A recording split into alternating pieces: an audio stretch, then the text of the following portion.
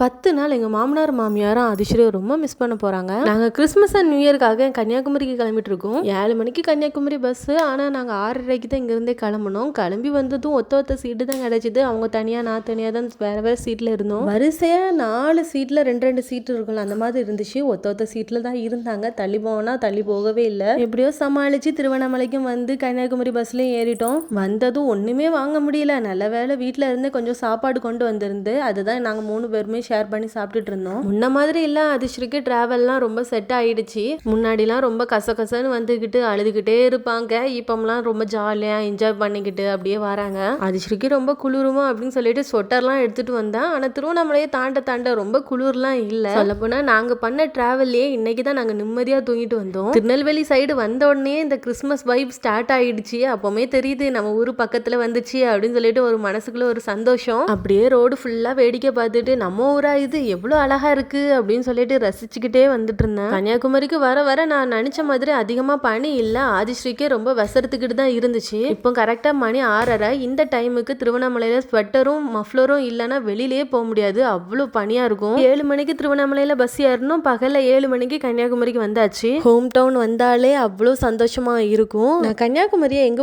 ஊருன்னு சொல்லுவேன்னா, அதில் சில பேர் சொல்லுவாங்க புகுந்த வீடு தான் உங்க ஊரு அப்படின்னு சொல்லிக்கிட்டு. அவங்களுக்கெல்லாம் அவங்க அம்மா வீடு ஒரு 20 கிலோமீட்டர் இல்லைன்னா 30 கிலோமீட்டருக்கு உள்ள இருக்கும், இல்லைன்னா அந்த டிஸ்ட்ரிக்ட்குள்ளே இருக்கும். ஆனால் எனக்கு அப்படி கிடையாது, நான் ரொம்ப தூரம் இருக்கு. என்ன இருந்தாலும் 23 வருஷங்கிறது ஜஸ்ட் ஒரு வார்த்தை கிடையாது. அதில் நிறைய மெமரிஸ் இருக்கு. அது என்னோட வாழ்க்கை. அவ்வளோ சீக்கிரத்தில் என்னால் விட்டு கொடுக்கவும் முடியாது. அதனால தான் நான் எங்க ஊருன்னு பெருமையாக சொல்லிட்டே இருப்பேன். வீட்டுக்கும் வந்தாச்சு. அதிர்ஷ்டி எங்கள் அம்மா அப்பாவை கிட்ட போகவே இல்லை. ஒரே அழுகு. என்னை கண்டோடனே அழுக ஆரம்பிச்சுட்டே இருக்காங்க. நான் பக்கத்தில் இல்லாமல் இருந்தா கூட அமைதியாக இருக்காங்க. நான் கிட்ட வந்தாலே அழ ஆரம்பிச்சிருவாங்க. மார்னிங்கே எங்கள் அம்மா சிக்கனும் தோசையும் வச்சிருந்தாங்க. நல்லா சாப்பிட்டுட்டு கிறிஸ்மஸ் நியூ இயருக்கு கொண்டு வந்த ட்ரெஸ் எல்லாம் எடுத்து அடுக்கி வச்சிட்டு இருந்தேன். இனி போயிட்டு ரெஸ்ட் எடுக்க வேண்டியதான். கிறிஸ்மஸ் வைப் இப்பவுமே ஸ்டார்ட் ஆயிடுச்சு.